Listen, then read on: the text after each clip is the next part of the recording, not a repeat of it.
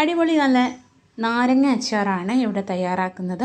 അതിന് വേണ്ടിയിട്ട് ആദ്യം തന്നെ നാരങ്ങ നല്ലതുപോലെ പുഴുങ്ങിയെടുക്കുക. എന്നിട്ട് രണ്ടായി പിളർത്തിയിട്ട് അതിലേക്ക് അച്ചാർ പൊടി, ഇഞ്ചി വെളുത്തുള്ളി ചതച്ചത്, പച്ചമുളക്, കടുക്, ഉലുവ പൊടിച്ചത് നന്നായിട്ട് തിളപ്പിക്കുക. ഇതെല്ലാം വെച്ചിട്ട് ഇതിൽ വെള്ളം ഒന്നും ചേർക്കാൻ പറ്റില്ല. നാരങ്ങയുടെ തന്നെ നല്ല നീര് ഇതിലുണ്ടാവും.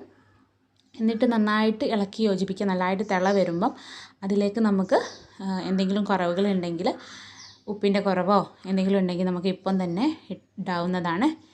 എന്നിട്ട് നല്ല രീതിയിൽ അടി ഇളക്കുക. എന്നിട്ട് അതിലേക്ക് സുർക്ക, വിനാഗിരി ഒഴിക്കുക. വിനാഗിരി ഒഴിച്ചിട്ട് നല്ലവണ്ണം തിളപ്പിക്കുക. എന്നാൽ നമ്മുടെ സൂപ്പർ അച്ചാർ റെഡിയാവും. എന്നിട്ട് ഇത് തണുത്തിട്ട് നമുക്ക് കുപ്പിയിലാക്കാം. അപ്പോൾ ഇതാ നല്ല രീതിയിൽ തിളച്ച് വരുന്നുണ്ട്. നമ്മൾ ഇളക്കിക്കൊണ്ടിരിക്കണം, എന്നാൽ അടിയിൽ പിടിക്കില്ല. നമ്മൾ അച്ചാറാക്കി വെച്ചിട്ടുള്ള മാങ്ങ, വെളുത്തുള്ളി, നാരങ്ങയാണ്.